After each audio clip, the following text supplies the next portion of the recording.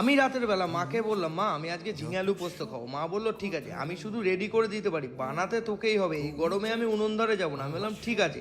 আমি কড়াইটা বসিয়ে আলুগুলোকে আস্তে আস্তে ভেজে নিচ্ছিলাম, কারণ আলুগুলো যাতে আমাকে খেয়াল রাখতে হবে যাতে বেশি পুড়ে না যায়, কারণ তাহলে আর ঘরে কেউ খেতে পারবে না।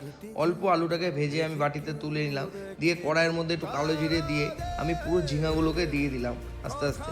দিয়ে ঝিঙাগুলো যেই একটুখানি নাড়াচাড়া করে নিলাম, নাড়াচাড়া করে নেওয়ার পরে একটু অল্প হলুদ দিয়ে আমি ঝিঙাটাকে একটু কষিয়ে নিলাম, কারণ নাহলে খেতে ভালো লাগবে না।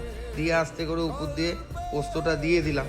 পোস্তটা দেওয়ার পরে মা বললো, এ বাবা আগেই দিয়ে দিলি, নুন দিয়েছিস? আমি বললাম না, এবার আমি নুনটা দিচ্ছি কারণ একটু ভুল হয়ে গেছে। দিয়ে আমি ওখানে ঢাকা দিয়ে দিলাম। এরপরে ওভার দিয়ে দিদি চিল্লাচ্ছিল। আমি বললাম কী রে, কী হয়েছে বল। সব কিছুর মধ্যে ওর সঙ্গে আমার ইয়ার্কি না মারলে ভালো লাগে না। এই যে আমার দাদা ভাই, মানে জায়েম্বু যাকে বলা হয়, আমি জায়েম্বু কোনোদিনই বলি না, আমি আগাগোড়া দাদা ভাই বলি। দিয়ে দিদির সঙ্গে একটু ইয়ার্কি মারছিলাম, ভাগ্নি ওখান থেকে ইয়ার্কি মারছিল আমার সাথে। এটা হচ্ছে মাম্মাম।